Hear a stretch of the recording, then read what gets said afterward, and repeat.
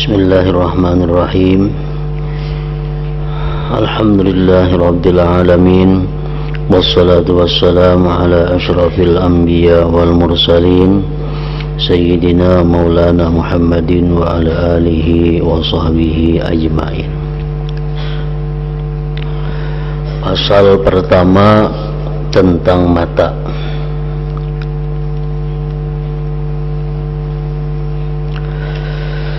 Engkau harus menjaga mata, karena mata merupakan penyebab setiap fitnah, penyebab setiap godaan, penyebab setiap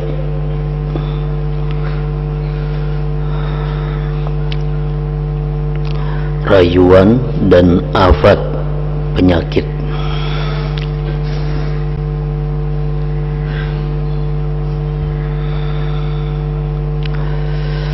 Aku akan menuturkan, ujar Imam Ghazali, 3 dalil yang cukup untuk pengertian engkau.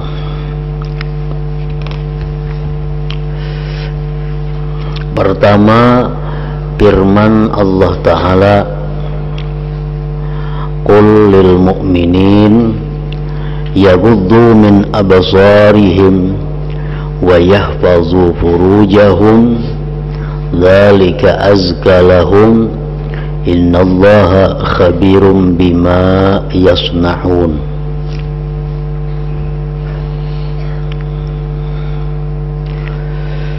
Artinya, katakanlah wahai Muhammad kepada orang-orang mukmin supaya memejamkan mata mereka daripada hal-hal yang dilarang agama, dan menjaga kemaluan mereka daripada yang tidak dihalalkan.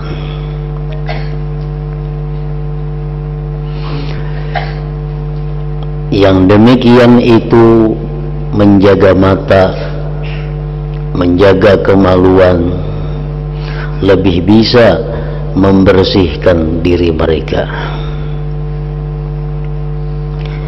Allah Maha mengetahui apa yang mereka perbuat.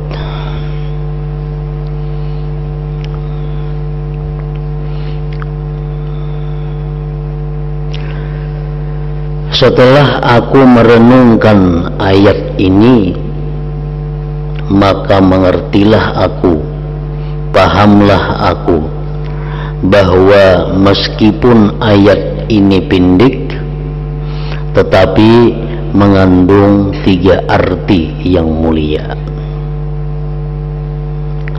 Pertama, mengajar tata kerama. Kedua, peringatan.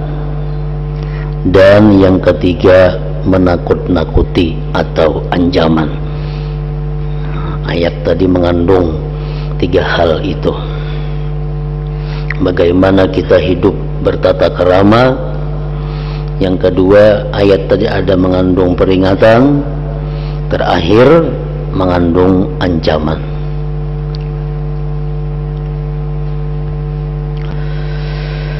Mengenai mengajarkan tata kerama, maka adalah firman Allah, Qul lil mu'minin yaghuddu min absarihim. Artinya, katakanlah kepada orang-orang yang beriman, mukmin, agar mereka memejamkan mata mereka. Jangan sampai melihat yang dilarang Allah. Nah, bagian ayat yang itu merupakan pengajaran tata kerama,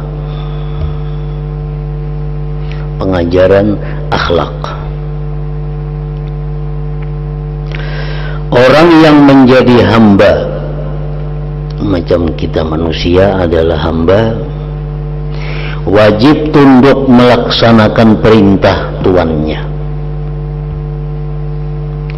dan beradab dengan adab yang telah ditentukan oleh tuannya.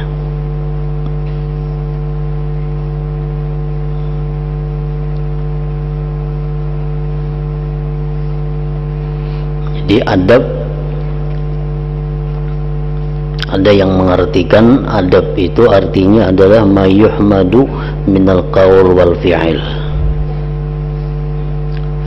sesuatu yang dipuji daripada perkataan dan perbuatan, itu ngarannya adalah adab.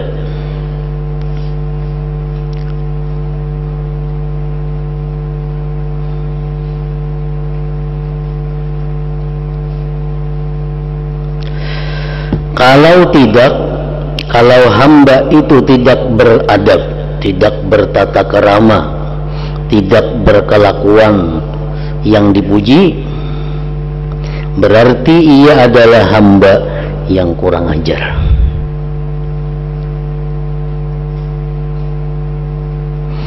Sehingga dapat terhalang dari anugerah tuannya, tidak diperkenankan menghadap dan bersenang-senang di hadapan tuannya.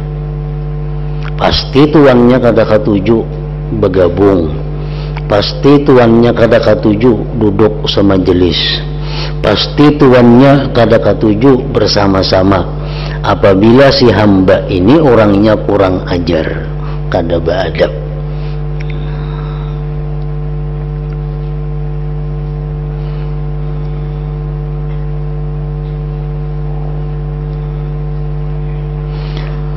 Dan seluruh apa yang ada pada kita diajarkan oleh agama adab tata kerama. Bagaimana mata yang beradab, bagaimana telinga yang beradab, bagaimana tangan kaki yang beradab.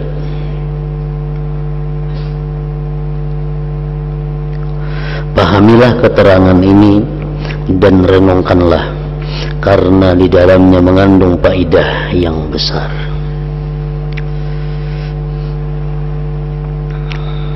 Nah, jadi Allah memerintahkan kepada Nabi kita untuk menyampaikan kepada kaum mukminin agar menjaga mata.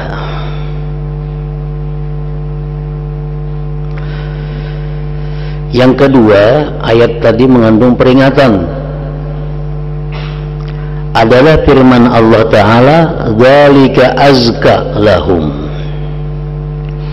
Artinya yang demikian lebih bisa membersihkan diri mereka. Kalau kita bisa menjaga mata kita, maka itu lebih membersihkan diri mereka. Ayat tadi susunan huruf kalimatnya berdampingan antara yaghuddu min absarihim wa yahfazu furujahum, agar mereka memejamkan mata dari yang dilarang dan menjaga kemaluan mereka.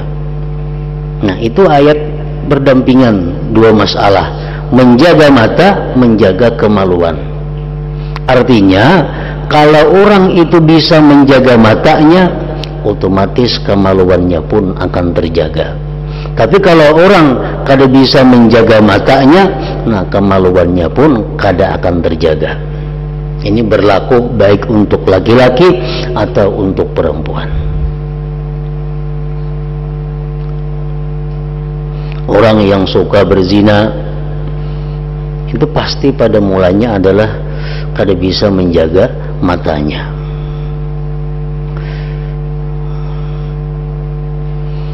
Yaghuddu min absarihim wa yahfazu furujahum dzalika azka lahum. Nah, dzalika azka lahum itu peringatan Allah.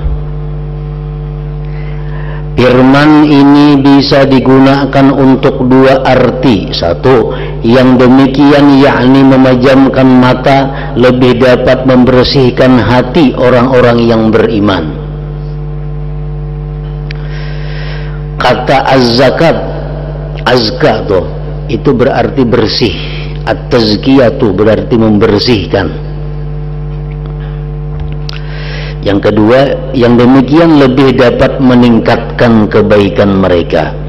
Kata az-zakat itu asal maknanya adalah meningkat atau subur. Nah, jadi orang yang bisa menjaga mata, dia akan bisa menjaga kemaluannya, maka dirinya pun bersih, dirinya pun berkembang, meningkat kepada kebaikan. Jadi dalam ayat ini Allah mengingatkan bahwa memejamkan mata itu mengandung faidah membersihkan diri, membersihkan hati, serta memperbanyak taat dan kebaikan. Sebab jika engkau tidak mau memejamkan mata dan membiarkannya untuk melihat apa saja yang disukai, tentu engkau bakal melihat perkara yang tidak ada manfaatnya bagi diri engkau. Kalau kita melepas mata selepas-lepasnya, napana hendak kita lihat, napana hendak kita sirit, nah sebebas-bebasnya, maka kita akan banyak melihat hal-hal yang tidak ada manfaatnya. Kalau sudah begitu, engkau akan terjerumus memandang perkara haram. Bila hal itu engkau sengaja, maka jadilah dosa besar. Dan kadang-kadang apa yang engkau lihat itu selalu lekat di hati engkau. Kadang-kadang ada yang kita lihat itu yang berkesan di hati kita, sehingga berakibat rusak agama engkau. Jika tidak dikasihi Allah Ta'ala, jika tidak mendapat rahmat Allah Ta'ala.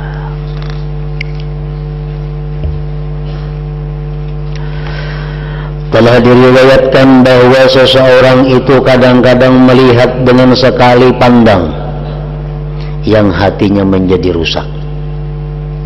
Ada orang kadang-kadang hanya sekali melihat hatinya sudah rusak, seperti bumbu yang diceburkan ke dalam bahan penyamak kulit sehingga tidak dapat dimanfaatkan selamanya jika dia tidak bertobat. Kalau yang dilihat itu perkara mubah yang dibolehkan, kadang-kadang hati engkau sibuk dengan pandangan itu, lalu timbullah was-was dan berbagai gerak hati karenanya. Boleh jadi engkau tidak dapat meraih apa yang engkau lihat itu, sehingga engkau tetap saja menyibukkan hati terputus dari perbuatan baik. Kadang-kadang kita melihat sesuatu lalu kita hendak memiliki, padahal kita tidak ada kemampuan untuk memiliki itu, lalu hati kita jadi rusak, jadi selalu terpikir untuk mendapatkan sesuatu itu. Tetapi kalau engkau tidak melihat yang demikian, engkau dapat tenang. Sehubungan dengan arti ini dituturkan bahwa Nabi Isa alaihissalam pernah berkata, berhati-hatilah dalam melihat, karena melihat itu berarti menanam syahwat di hatimu.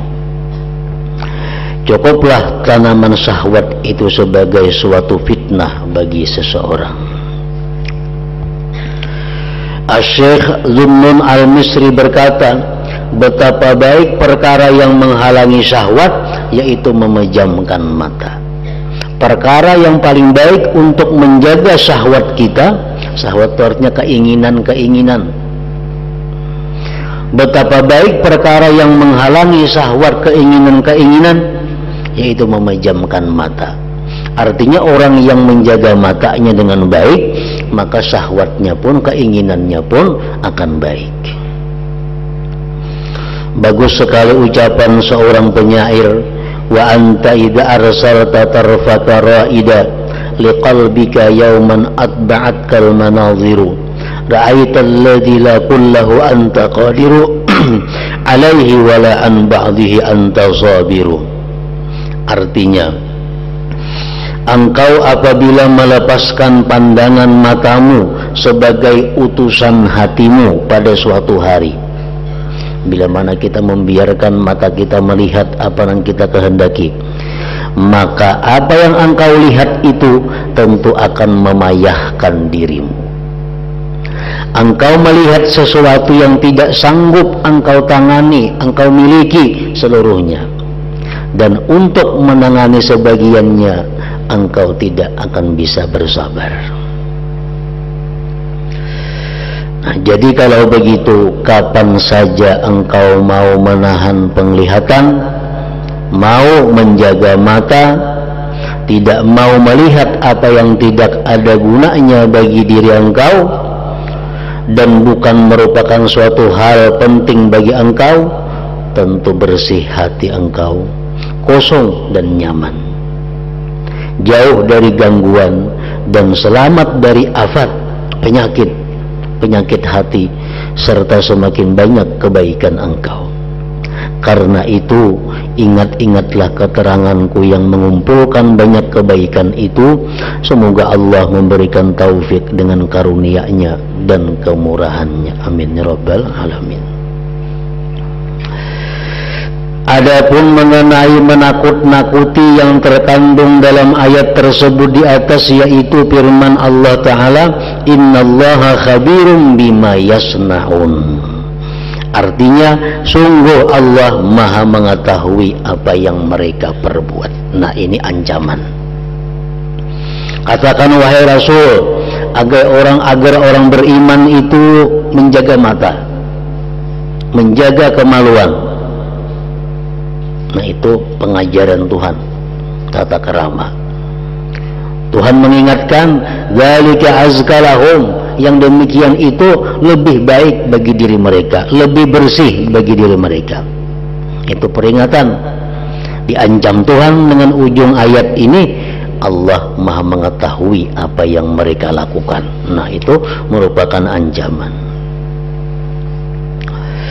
Dalam ayat lain Allah berfirman, ya'lamu kha'inatal a'yun wa ma tukhfis sudur. Artinya Allah mengetahui pengkhianatan mata para hamba dan apa yang disembunyikan di dada mereka. Kita menyirit, yang disirit kada tahu pada kita menyirit, tapi Allah tahu. Nah, itu artinya pengkhianatan mata. Ayat ini cukuplah sebagai peringatan bagi orang yang takut kepada Tuhannya. Ini baru satu dalil dari kitab Allah Azza wa Jalla.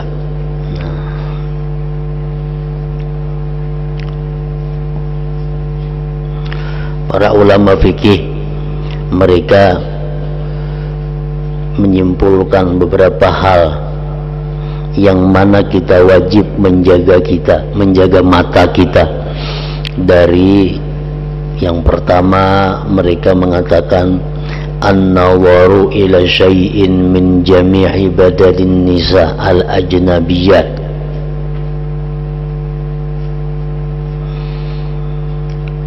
Wajib kita menjaga mata kita daripada memandang kepada sesuatu dari sekalian badan perempuan ajnabi, perempuan ajnabi, perempuan halat kita.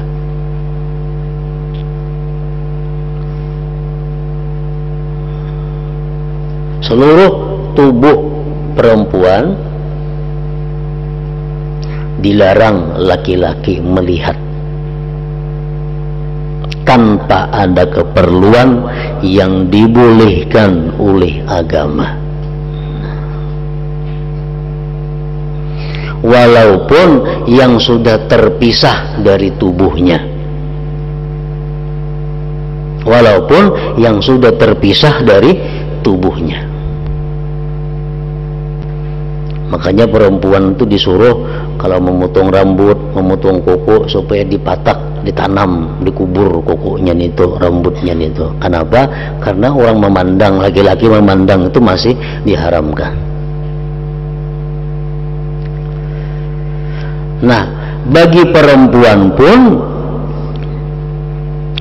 dilarang pula melihat seluruh tubuh laki-laki tanpa ada keperluan yang dibenarkan oleh agama.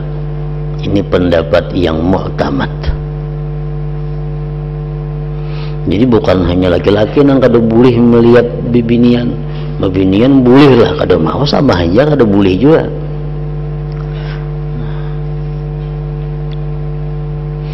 Apa yang diperlukan itu yang menurut agama perlu, artinya sehingga dibolehkan laki-laki melihat perempuan, perempuan melihat laki-laki. Yang dibolehkan seperti indal khitbah, ketika melamar, itu bahkan disunatkan. Antara lain lagi indal bai, ketika terjadi jual beli. Nah, si bini-bini ini boleh melihati penjualnya, si penjual boleh melihati pembelinya. Kenapa? Agar nyaman kayaknya berurusan di belakang hari kalau jual beli ini terjadi masalah.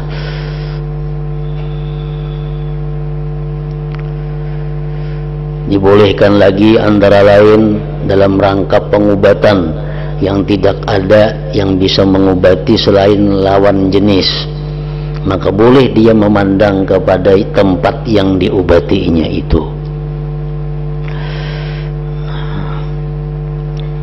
Yang kedua, yang mana kita wajib menjaga mata itu daripada an-nazaru syazaran ilal muslim,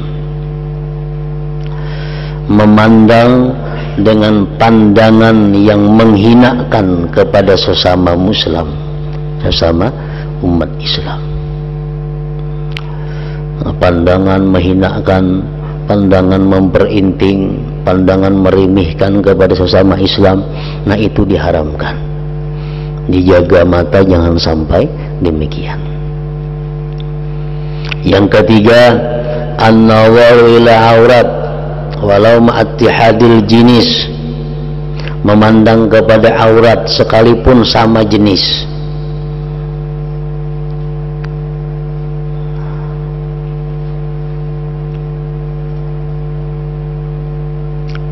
Bini-bini memandang aurat bini-bini, laki-laki memandang aurat yang lain daripada laki-laki, nah itu pun diharamkan. Yang keempat, an-nazar fi baitil ghair bighairi idzni, memandang sesuatu dalam rumah orang tanpa seizin pemilik rumah, menjenguk rumah orang, itu kada dibenarkan. Wajib kita menjaga mata daripada yang demikian itu. An-nazar fi baitil ghair bighairi idzni. Makanya disebutkan dalam kitab fikih bahwa seorang tamu itu wajib inya duduk di tempat yang disuruh ampun rumah. Jadi tamu ini kada boleh duduk berbisa-bisa seorang di rumah orang.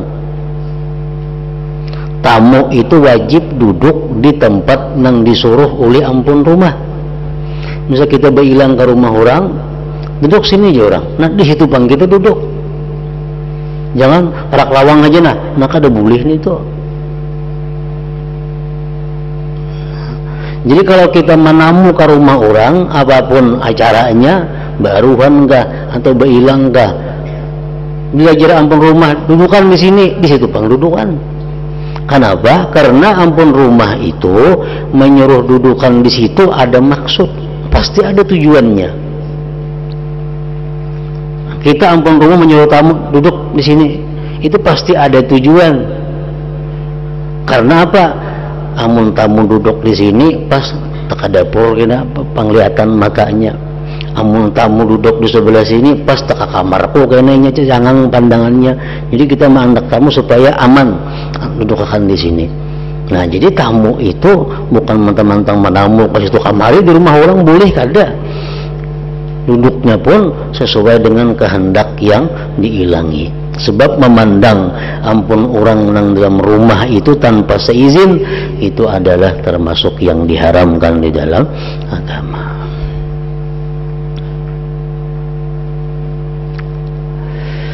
An-nazar ila syai'in akhfahu sahibuh, yang termasuk dilarang oleh agama juga apa, memandang kepada sesuatu yang disembunyikan orang.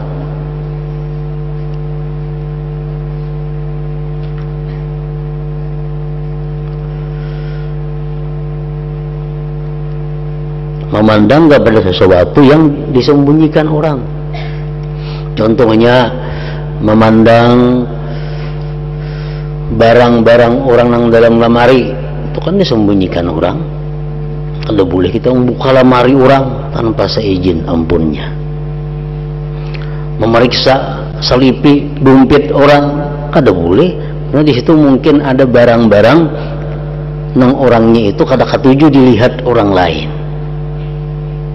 Membuka HP orang kada boleh, karena mungkin dalam HP ada sesuatu yang inya kada katuju dilihat orang. Nah, kita disuruh Tuhan menjaga mata dari hal-hal seperti itu. Yang keenam, an-nazar ila maksiatin bi'ainir ridha, memandang kemaksiatan dengan pandangan ketujuh. Ini maksiat ketujuh kita melihat, nah termasuk haram.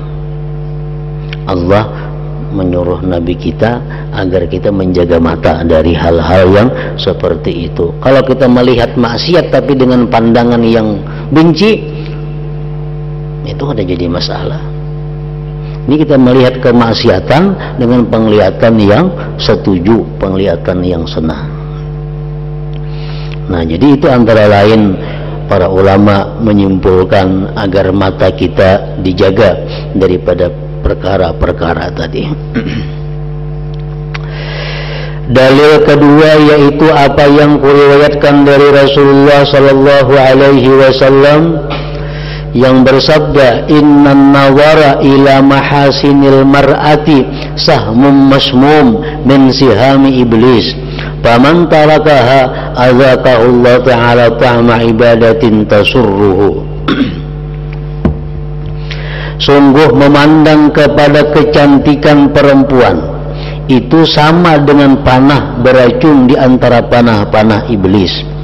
Barang siapa meninggalkannya, meninggalkan memandang perempuan, maka Allah Ta'ala akan merasakan kepadanya rasa ibadah yang menyenangkannya. Artinya orang nang katuju melihat nang dilarang Allah, orang nang katuju melihat nang diharamkan Allah, itu Allah mencegah kepadanya merasakan nyamannya beribadah. Nah, ini termasuk bahaya.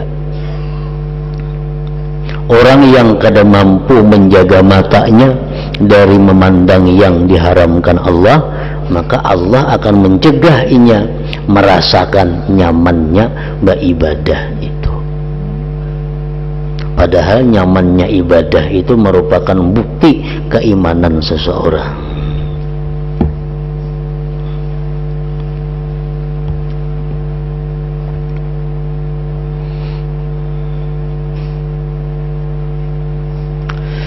Dirasakannya kemanisan ibadah dan kelezatan munajat dari para hamba adalah berada di tempat yang luhur. Kalau kita tuh merasa nyaman beribadah, merasa nikmat beribadah, itu sudah jadi orang mulia kita.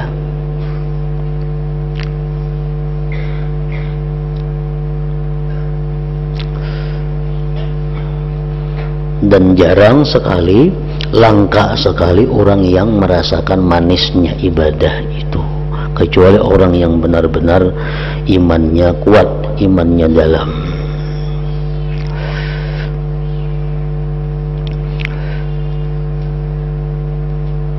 Apa yang disabdakan oleh Rasulullah sallallahu alaihi wasallam itu merupakan perkara yang dapat dibuktikan oleh orang yang mengamalkannya.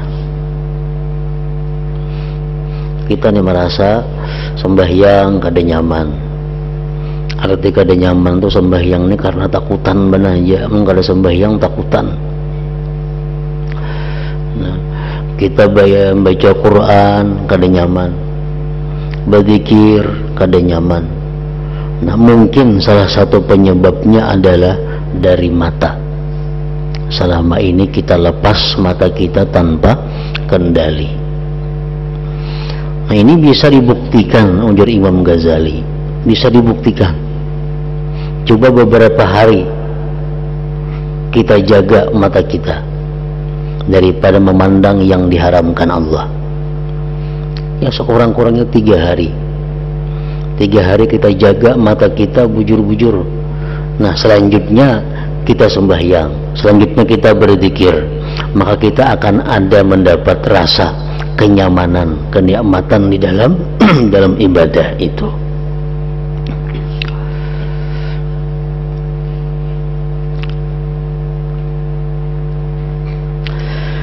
Apa yang disabdakan oleh Rasulullah SAW itu merupakan perkara yang dapat dibuktikan oleh orang yang mengamalkannya.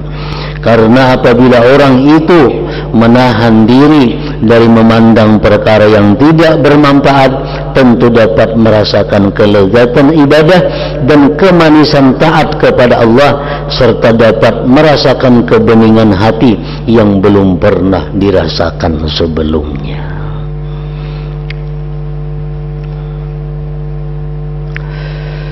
Yang ketiga, dalil ketiga, hendaklah engkau melihat kepada tiap-tiap anggota tubuh engkau untuk apakah, dan renungkanlah apakah anggota tubuh itu. Mata, telinga, tangan, kaki, untuk apa?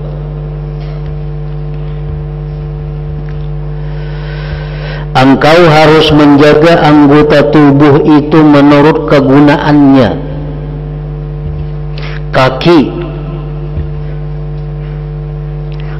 ini kegunaannya adalah untuk berjalan di taman-taman surga dan mahligai-mahligainya. Tangan untuk memegang gelas minuman surga dan memetik buah-buahan di surga. Begitu pula anggota-anggota tubuh lain. Mata untuk memandang Tuhan penguasa seluruh alam. Di dunia dan akhirat tidak ada kemuliaan yang lebih besar ketimbang dapat melihat Allah Rabbul Alamin. Nah, orang-orang yang dalam dunia ini mampu memelihara matanya daripada yang dilarang Allah, nah maka dia akan bisa nanti di akhirat melihat Allah Jalla wa'ala. Jadi sudah semestinya demi perkara yang diharapkan, semisal kemuliaan ini, harus dijaga, dipelihara dan dimuliakan. 3 dalil ini bila engkau mau merenungkannya baik-baik, cukuplah mengimbangi kesukaran engkau dalam mengamalkan pasal ini. Misalnya kita sulit menjaga mata, maka kita ingatlah 3 dalil ini. Kalau kita mampu menjaga mata, kita akan mampu menjaga kemaluan kita dan diri kita jadi bersih. Itu antara lain. Yang kedua, kalau kita mampu menjaga mata kita, kita akan bisa merasakan manisnya ibadah. Yang ketiga, kalau kita mampu menjaga mata kita, maka di akhirat kita akan bisa memandang kepada zat Allah Subhanahu wa ta'ala. 3 dalil ini bila Anda mau merenungkannya baik-baik, cukuplah mengimbangi kesukaran Anda dalam mengamalkan pasal ini. Nah, jadi mata kita yang sudah terbiasa kita gunakan maksiat, memandang yang haram, mata kita yang sudah terbiasa kita gunakan memandang yang sia-sia, itu kita tobat kepada Allah. tobat kepada Allah. Artinya menyesal, baampih kada maulang lagi. Nah, di samping itu kita disuruh idraku ma farat, memperdapati nang telah lalu, menutupi kerugian. Selama ini mata yang kita gunakan untuk memandang haram, mata yang kita gunakan untuk memandang yang kadada manfaatnya, itu kerugian. Nah, menutupinya macam apa? Kerugian itu menutupinya adalah dengan mengganti memperbanyak memandang kepada yang diridai Allah Subhanahu wa ta'ala. Nah, kayak kita memandang kitab nih, kita pandang kitab-kitab hukum Allah, itu menebus, menghapus mata-mata kita nang memandang sia-sia, mata memandang kepada yang haram. Nah, kemudian kita memandang Al-Quran, kita memandang wirid,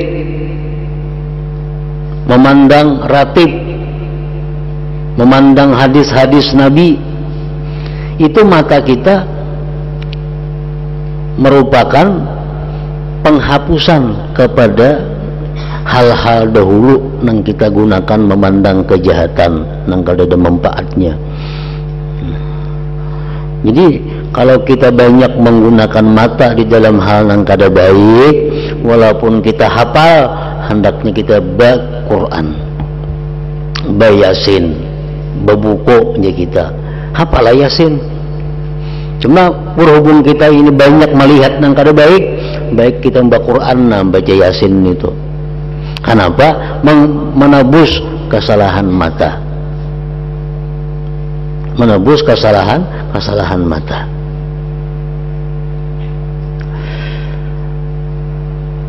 Jadi samping tobat itu untuk menghapuskan dosa.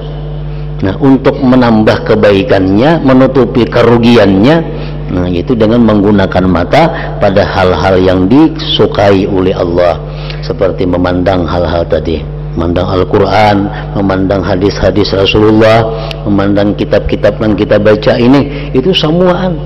Sajam kita mengikuti kitab ini, nah itu menebus. Nang malam tadi sajam kita melihat TV nang kada karuan, nang kada ada manfaatnya. Sajam kita membaca Quran, kita pandang Quran huruf demi huruf, kalimat demi kalimat.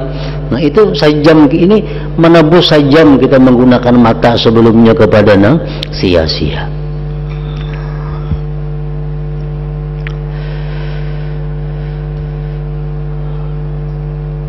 Allah sajalah penguasa taufik, dialah yang mencukupiku dan dia pula penanggung orang yang pasrah kepadanya, orang yang minta tolong, minta bantuan kepadanya. Nah, selanjutnya pasal kedua, telinga.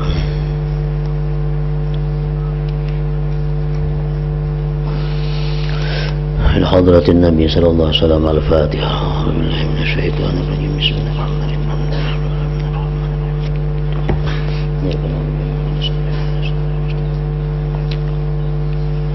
Bismillahirrahmanirrahim. Alhamdulillah Rabbil Alamin. Allahumma salli wa sallim ala sayyidina Muhammad wa alihi wa sahbihi ajma'in. Allahumma ighfir lana ma akhtana wa ma tahammadna wa ma asrarna wa ma a'lanna wa ma anta alam bihi minna. Antal muqaddim wa antal muakhir, la ilaha illa anta. Allahumma anfa'na bima 'allamtana wa 'allimna ma yanfa'una wa zidna fahman wa ilman wa hamalan wa huda wa tawfiqa bi rahmatika ya arhamar rahimin. Sallallahu alaihi wasallam Muhammad wa alihi wa sallam. Alhamdulillah.